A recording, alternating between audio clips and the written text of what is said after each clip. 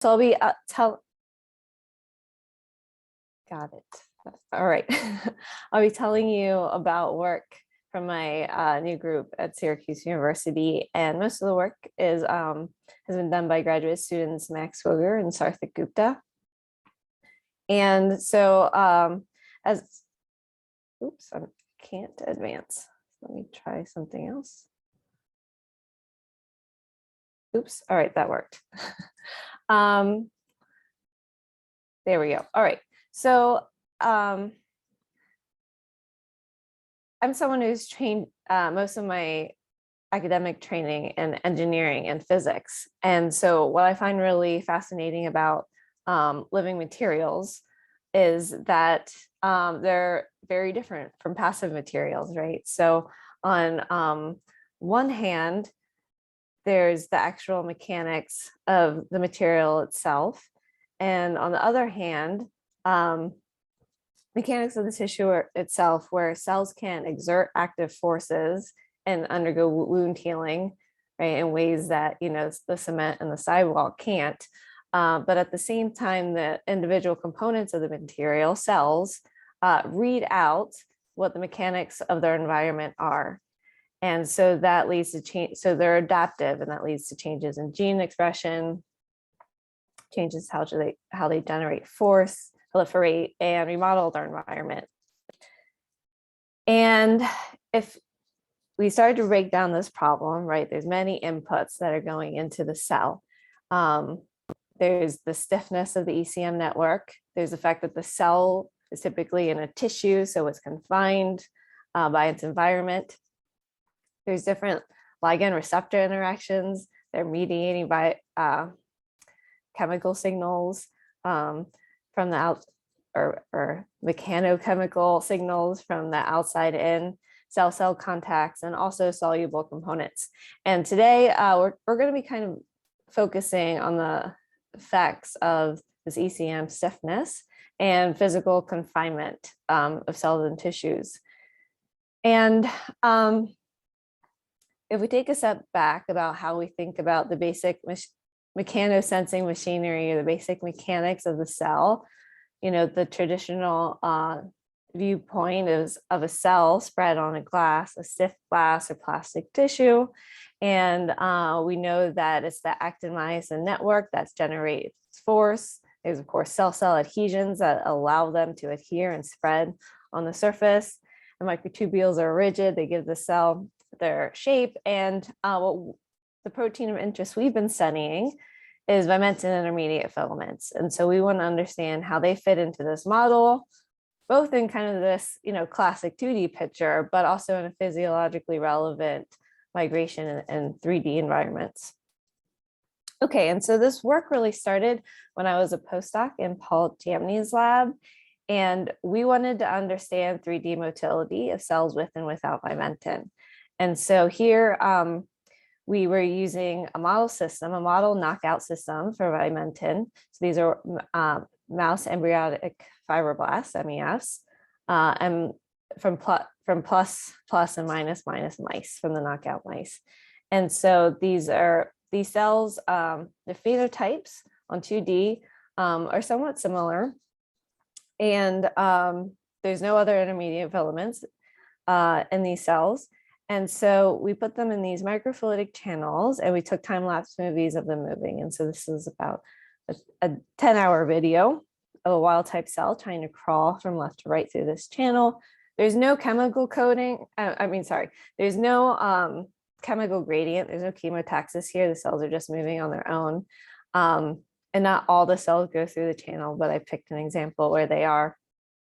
And if we look at the null cell, we see one is a little bit faster, and two, it's not stopping in the same way that the wild type cell is. So it almost looks more flexible and floppy as it moves through this channel that's 10 microns by 10 microns. So it's enough to kind of constrict the cell and constrict the intermediate filament that's inside the cell. Okay, and so here in this plot, I'm comparing cell speeds for channels of different width from 10 to 15 to 20 microns, and then compared to the 2D case. And so the case I just showed you, 10 microns, we see a big difference in cell speed, where the null cells are much faster than the wild type cells, which kind of have this hindered migration to go through the channels. But that phenotype tends to disappear as the channels get larger and you go into this 2D state. So there's something about a 3D environment that constricts the cell, where Vimentin is being engaged and mediating this migration. And I just want to comment, although I won't go into too much detail here, is that this migration depends very strongly on the type of surface ligand coating that we present the cells with. So in the cases of collagen, this is where we see a big difference, where there's more Vimentin null cells migrating than wild type cells. And when we coat the channels with fibronectin, now both cells are very motile and much more able to cross the channel. And I'll just say very briefly, that might be because fibronectin is really stimulating row A, and so therefore makes the cell very migratory, even if it has Vimentin. But thinking about why, or what's the importance of this difference in speed? And it wasn't actually, I was a little surprised at first that the wild type cells were less migratory through the channels, because you think about Vimentin associated with a migratory phenotype, right? So Vimentin is associated with epithelial-mesenchymal transition, and it's associated with wound healing and cancer metastasis. So why is it that Vimentin expressing cells are slower than wild type cells, or what's the advantage there? And so our hypothesis was that this Vimentin could be conferring a mechanical protection to the cell nucleus.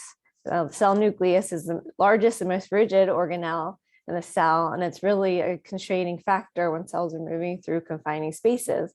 And Vimentin is really known for forming these robust cages to kind of enclose and circle around the nucleus. It's very concentrated around the nucleus in ways that other cytoskeletal polymers aren't.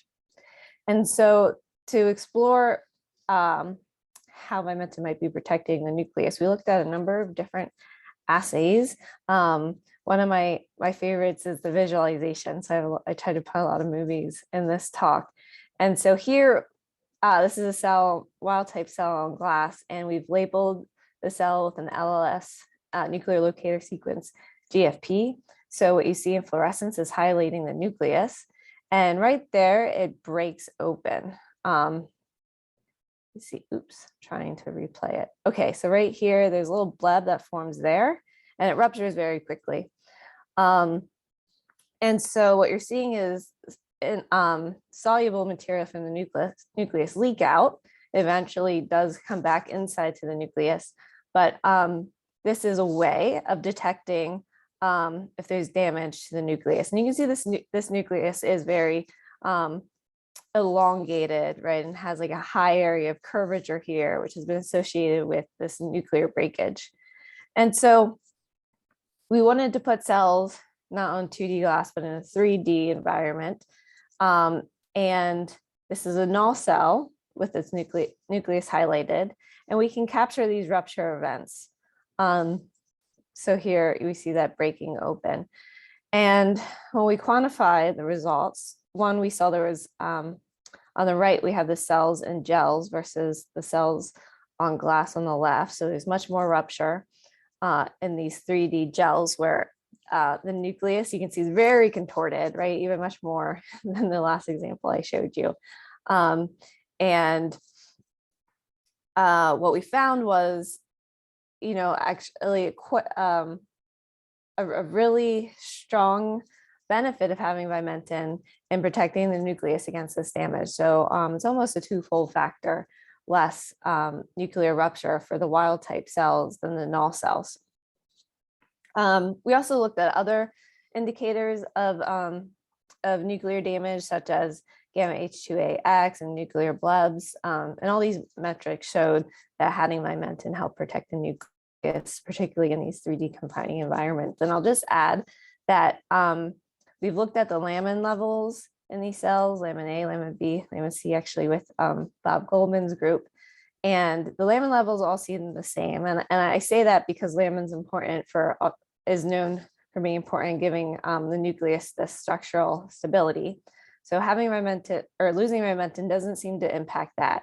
And also, and that we have no evidence to indicate that the null cells have a weaker nucleus themselves. We think that they're losing this cushioning, this Vimentin cushioning around the nucleus that leads to faster migration and more deformations. Okay, so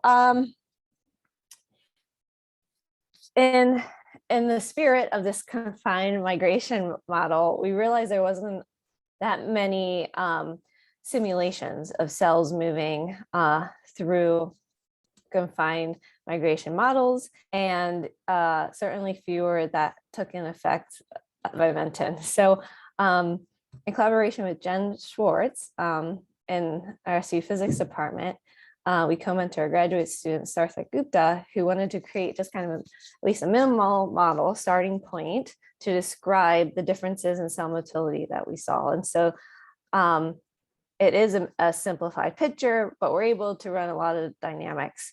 So the cells represented by this bead spring model, where both the cortex of the cell, the nuclear envelope, is broken up into individual beads. They're linked together through springs.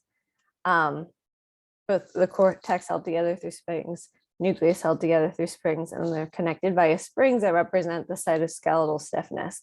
And the nuclear envelope here is its stiffness is regulated by that string strength. And so the way we set this little cell into motion is we add some forces. So we allow the beads, the cell cortex, to bind with the cell wall, and we give the cell generated forces along the wall force when it's in contact with the wall. And then we give the cell a polarized direction where it has to simulate the actin polymerization forces that pull the cell forward. Okay, and so I'm going to show you the results here, but I just want to highlight again that the takeaway is we have a quantitative model to predict cell motility rates based on cytoskeletal stiffness and adhesion forces or traction forces. So I'd be very excited to talk to people who have more data on other systems and see if this could be useful for them. But just by reducing the cytoskeletal stiffness of the Vimentin null cell, which that data is in the literature, the Vimentin null cell is softer than the wild type cell from AFM types of studies, we can show that they migrate just as quickly. And so for here, each cell type has the same amount of actin polymerization forces. And I'll show you the data later, but Vimentin null cells are capable of generating just as much traction stress. So that seems like a reasonable assumption.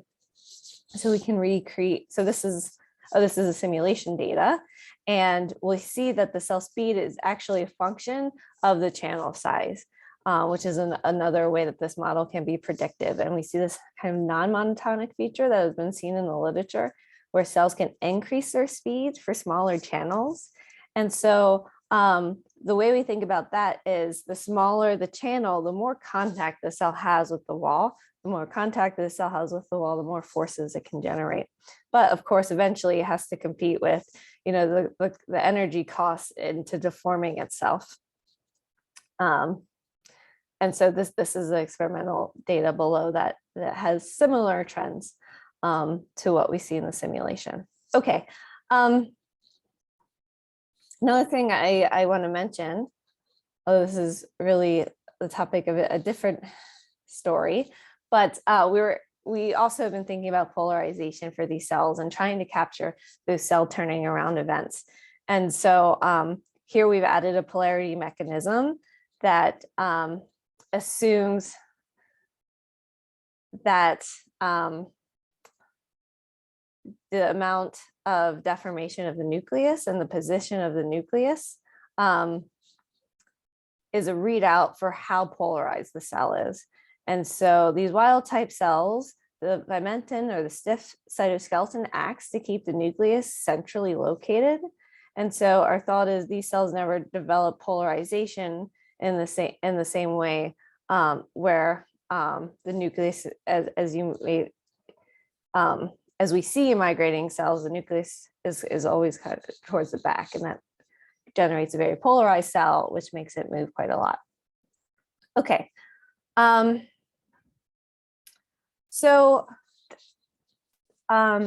We have some interesting phenomena that we've seen here, right, with Vimentin. So we've seen that Vimentin is mediating cell migration speed in 3D environments in ways that it's not in 2D environments, and it's conferring protection to the nucleus. But there's still in this picture a lot of things we don't know. We don't know the full details about how it connects, the cell shape to the nucleus. We don't know how it impacts cell force generation in these 3D environments. Another critical component is the adhesions that the cell makes with the matrix. So we've been trying to break these things down and look at it systematically in studies. And I'll show you some of the things we found. And so one way to approach this problem is, again, take the cell out of the 3D environment, but we're going to put it on a gel that is soft, on a hydrogel that we can tune its stiffness. And so these are polyacrylamide gels from left to right of increasing stiffness. So what you see is that the cell is increasing its cell spread area, which is a very common feature here. And you'll see on these soft substrates, like especially this 5 kPa example, the Vimentin, which is shown in green, is very kind of around the nucleus. And as the substrate gets stiffer, the Vimentin goes more and more towards the cell periphery. Okay, so Vimentin's adapting, and so is the cell to these changes in substrate stiffness. This is an indicator that they're generating more stress, and is a classic sign of mechanosensing. But what's sort of surprising is that if you look at this null phenotype, you deplete Vimentin, and you look at the cell shapes on these gels, there's not that big of an impact, okay, even though we see this remodeling the Vimentin cage. And this is some data from Paul's group previously, where they compare the cell spread area as a function of substrate stiffness. There on the right is tissue culture plastic. And what you see is particularly kind of in the middle, around 5 or 6 kPa, the cells are very close to the same. And so that's a range of physiologically relevant tissue stiffnesses. But if you take a closer look, there's something interesting going on where on a very soft gel, wild type cells are more spread than null cells. But on a stiff cell, the trend is reverse. And so where now wild type cells are less spread than the Vimentin null cells. So Vimentin doesn't seem to have this universal impact. It's not just decreasing cell spread area for all conditions or vice versa. It depends on the stiffness of the substrate. Okay, so one way to get at this problem is to do a traction force microscopy assay.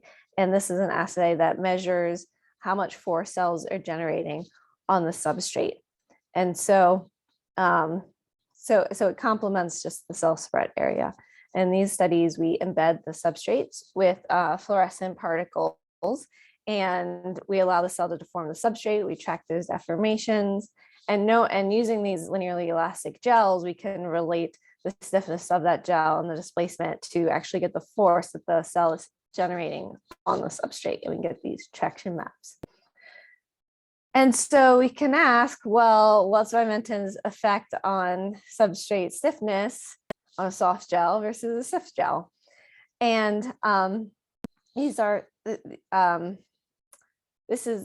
here are experiments from Kapana Mandel, who's also a postdoc in Paul's lab when I was there, and she helped with these measurements. And what we found was that on a soft substrate, wild type cells generated more force than the null cells.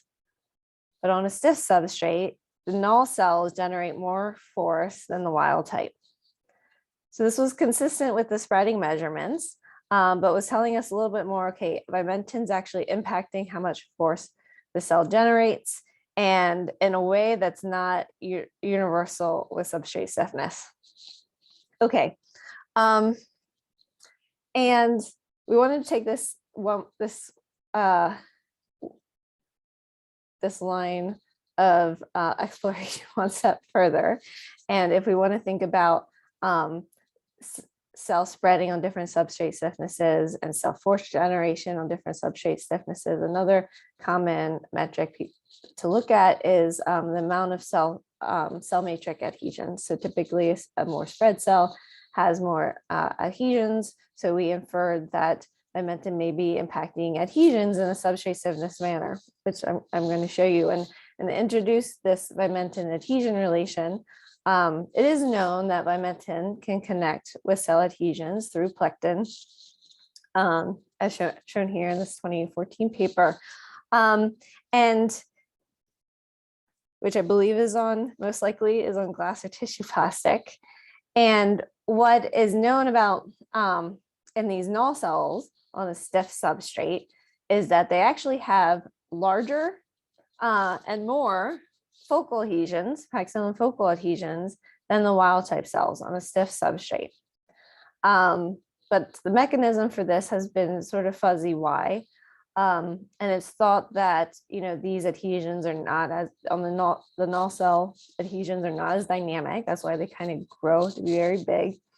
And I'll just mention that one of the insights that's been coming out on this be from the McCulloch group, Chris McCulloch, and where he's found that these Vimentin null cells actually have more beta-1 integrin receptors. So they have these receptors more available to bind and adhere to the surface. But we wanted to ask, does the amount of these adhesions that form depend on the substrate stiffness? This is what's known for glass. It's very stiff. It's not clear based on the cell spreading data and based on the traction force data that the same would be true on physiologically soft substrates. And so we've been counting co-adhesions for our two cell types on glass and on soft gels.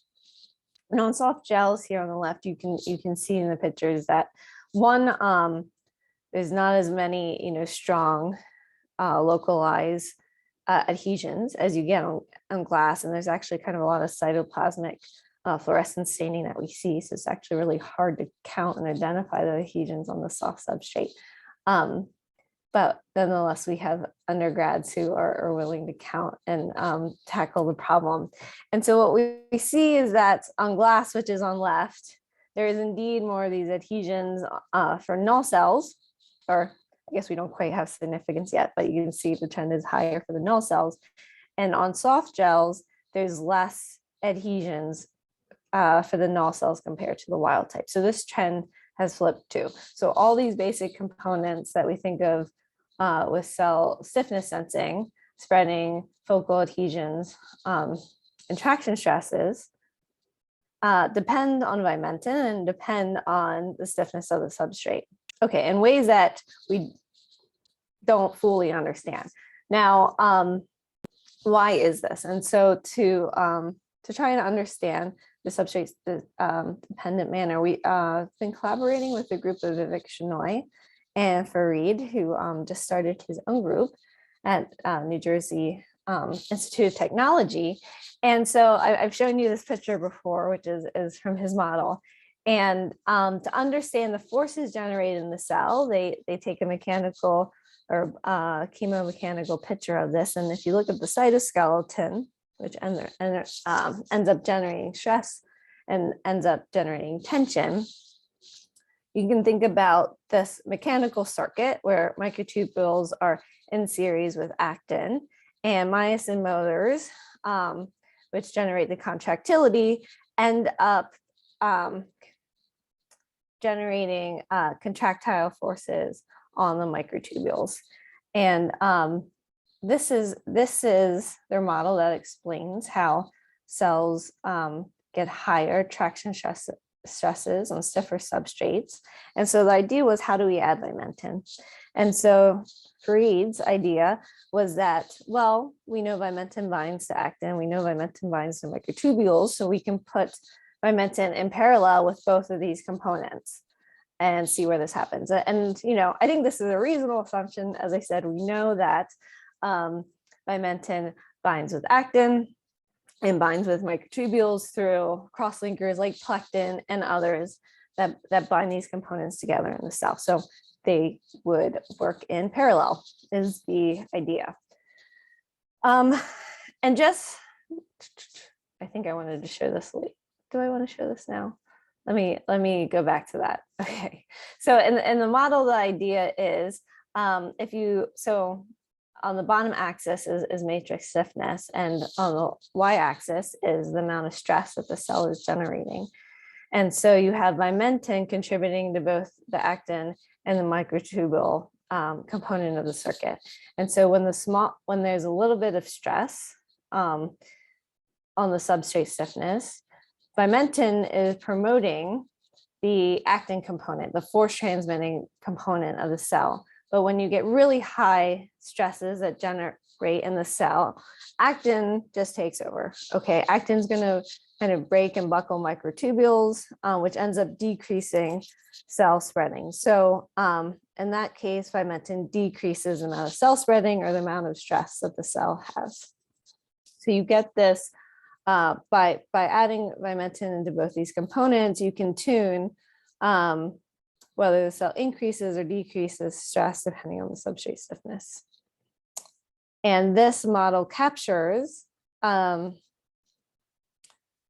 traction stresses that we see.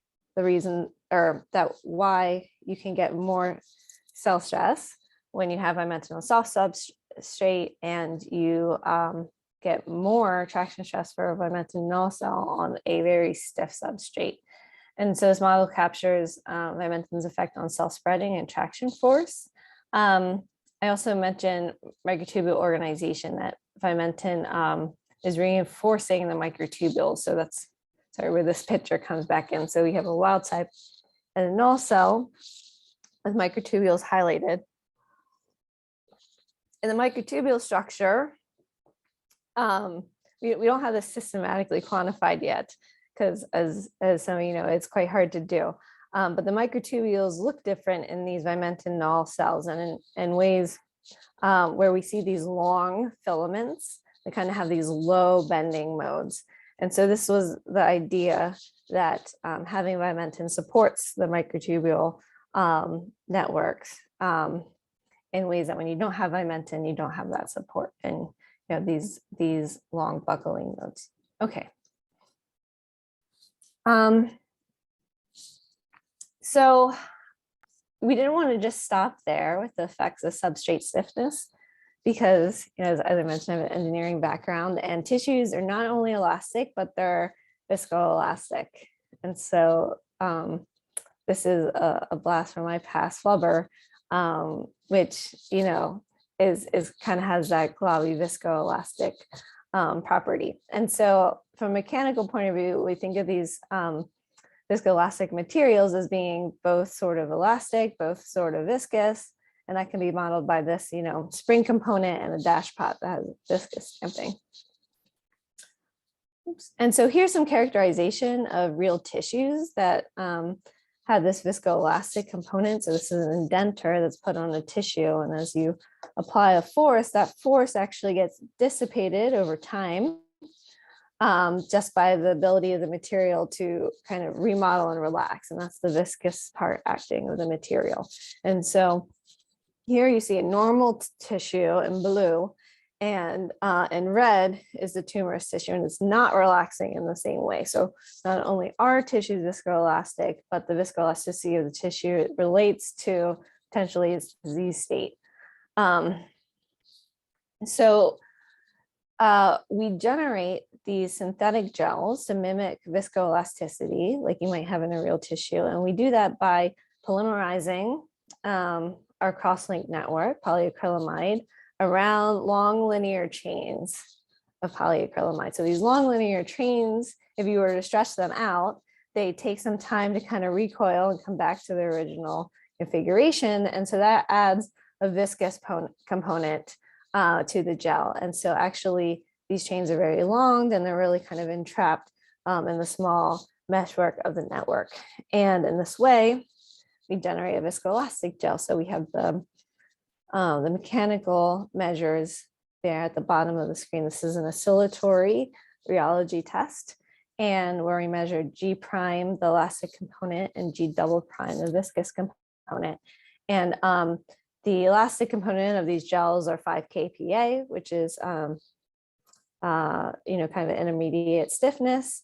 And the elastic gel, well, G prime, double prime is mostly just noise. They're really good elastic materials. But these viscoelastic gels that we've been generating, actually based on original paper by Elizabeth Charrier, while she was in Paul's group, you can get G double primes of up to 500 pascals, which is about 10% the stiffness of an elastic, of the elastic component, and also, which is similar, this 10% number to real tissues. All right. And so I've showed you this plot actually before, where we're looking at the wild type and Vimentin null cells on a elastic gel, and they have very similar spread areas. But when we add a little bit of viscoelasticity to the gel, we see one, Vimentin, the wild type cells are less spread, okay? And if we look at the viscoelastic gels for the null cells, they're basically not spreading at all. They're adhered and just have a few protrusions. Okay, so this is a significant statistically significant finding, that having Vimentin doesn't allow the cells to spread on these viscoelastic gels. And so it's hinting to us that when you have viscoelasticity on these soft substrates, having Vimentin is important to sustain your cell spreading. And I just want to note, it is kind of an odd finding because we do see the cells spread out. It's not that the Vimentin null cells can't spread out. This is a time-lapse video for 4 hours, and they're spreading, but they kind of eventually, I don't know if they run out of too much energy or something, but collapse back. Okay. And so we're hoping we could relate this to differences in the actin cytoskeleton or the paxillin patches.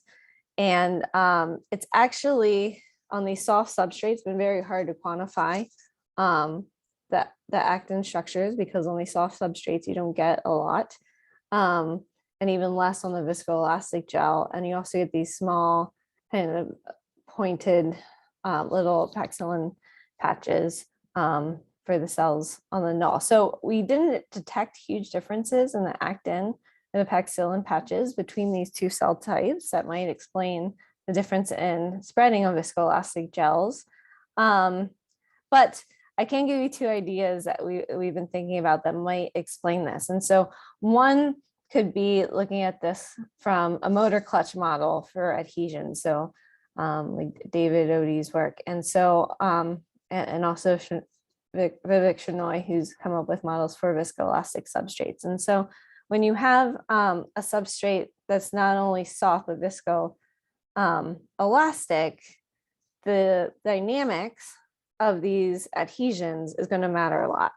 And in particular, whether your adhesions are faster than how quickly those stresses relax in the substrate, or slower, is going to tell you how fast you can go. And so I have below kind of imagine running on cornstarch, right? So if you go fast on cornstarch, you develop these high stresses and you can move. But if you're moving slow, every time you take a step, those stresses relax and you're not going to make it as fast. So the Vimentin is known to have an impact on focal adhesion turnover time. And so therefore, being on a viscoelastic substrate might really depend on that dynamic time scale. Okay, another way we've been thinking about this, why Vimentin might be crucial for spreading on a viscoelastic substrate is, or how so, is because we know that Vimentin is involved in polarizing forces and integrating actin myosin forces in a cell. And so this is from Dan Uzer's group. But where you can see in the knockdown, Vimentin knockdown cell, the stresses are not as integrated. And so to be able to move on a substrate with viscoelasticity that's going to dissipate your stress might be crucial, right, to generate those sustained and polarized forces over time scales that you need to move on a viscoelastic substrate. Okay. Yeah. All right, I'm going to tell you now about a really new project in the group where we've been trying to push this even further to the physiological realm. And so, motivated by the fact that Vimentin's involved in EMT and cancer metastasis, is going to be involved with collective cell migration. So in this model, we're moving to a spheroid that's embedded in a collagen gel. And so this is 2 mg per mil collagen. And this is a video of a wild type cell spreading out over 24 hours. And so we can make spheroids of these fibroblasts and capture their migration out. And we wanted to know how Vimentin impact this process. And we were kind of surprised to see that these null spheroids, these null cells, which actually are capable of moving just as well when they're single cells in a collagen matrix. Now, as a collective cluster, they're not migrating out in the same way. And so, we can quantify this. We see the wild type cells are spreading out faster. And I just wanted to know, I know that there's new work coming out on this. And I think this was one of the first papers I saw that looked at effects of Vimentin on spheroids. So I just wanted to acknowledge Alexandra Barker and Karen Ridge, who also saw that loss of Vimentin decrease spheroid expansion through ECM networks. And one of the ways we've been trying to understand this is to look at the remodeling of the matrix around the spheroid. And so this is a wild type spheroid. You can see the protrusions that form over many hours. And on the right, we have images of the beads, fluorescent beads that we've embedded in that matrix. And so you can see the spheroid moving and pulling and contracting. It's contracting that matrix around it. Okay. And so one of the things that we found, here it is together. Well, I don't know if I didn't sync the start time at the same. Okay. Is that these wild type the spheroids are generating more of these remodeling displacements of the network compared to the null cells, which makes sense based on the expansion of the cells through the network. And so this is something we've been collaborating with Jen Schwartz and Lisa Manning on, and trying to understand how this ECM remodels around the spheroid that's expanding. Okay. I know when I was introduced, I was asked about the SARS-2 project, and I know it's 10:40, but I will just give a very brief summary of it. So, I'm cognizant that Vimentin is not just a cytoplasmic protein that has mechanical function. It also has non-mechanical functions and is involved in an array of signaling functions inside the cell. And very recently, there's been some attention on the fact that there's extracellular Vimentin. So Vimentin that's found outside the cell. And so it's been called kind of like a polar bear in the desert, because it's not, really where we picture it to be. And there was a 2016 report saying that Vimentin on the outside surface of the cell acts as a co-receptor. Actually, the report was for the original SARS virus. So in March 2020, when I had this new lab and we got shut down and we were just itching to get back in the lab, we said, well, maybe the SARS-2 virus still has a lot of similarities to the first SARS. Let's see if Vimentin's involved in the SARS-2 virus. And so we asked the question, can we, if this is the proposed mechanism of action, can we prevent it by adding anti-Vimentin antibodies? So the idea here is these anti-Vimentin antibodies will bind to Vimentin on the cell surface and block the interaction between Vimentin and therefore block Vimentin Vimentin's delivery to the ACE2 receptor, which is the primary receptor for the SARS-CoV-2. Okay, and actually we've tried a number of different antibodies, but I'll just mention this Pitamoumbab one, which is actually a human-derived and anti-Vimentin antibody for glioblastoma, and it has FDA approval and for glioblastoma. So it doesn't seem like it's that far-fetched an idea that it might actually have therapeutic options here. All right, so the design of the experiment was we found SARS-CoV-2 pseudoviruses. So these are lentiviruses that are coated with the spike-2 protein. So it looks like the SARS-CoV-2 to the outside of the cell, but it has a plasmid inside that encodes for GFP. So any infected cells turn green fluorescent in 3 days in the lab. And so the question was, if we add Vimentin antibodies first, will it block uptake of these particles? And so the short answer is yes, it seems to work. So we get reduced uptake, actually in some cases up to 80% reduction of cells. These cells are ATK293 T cells, although we've also done A549 cells, and the strategy has worked. And we can block uptake of these SARS-CoV-2 pseudoviruses for cell lines, for epithelial cells cultured in the lab. And I'll just briefly mention there's still not a whole lot of coarse grain models of how viruses enter cells and our understanding of how co-receptors might aid uptake of these viruses. So with Jen Schwartz, it's just really her and Sarthik who've been doing the work to build these simulations to try and understand how co-receptors like extracellular Vimentin can mediate adhesion to the cell membrane and the dynamics of the membrane around the virus. So here in green is extracellular Vimentin, and if there is a lot of extracellular Vimentin, it could mediate kind of some wrapping of the virus and increase the probability that virus will make contact with ACE2 or be uptaken in the cell. All right, and so there might be applications here, potentially nasal spray that would block the virus, or intravenous injection for someone who's already infected. All right, and so in summary, right, Vimentin gives a cell mechanical protection, protects the nucleus from damage during migration. It's important for mediating cell spreading on soft and viscoelastic substrates. Vimentin promotes collective cell migration and 3D traction stresses. And extracellular Vimentin might be a real thing, or might be involved in SARS-CoV-2.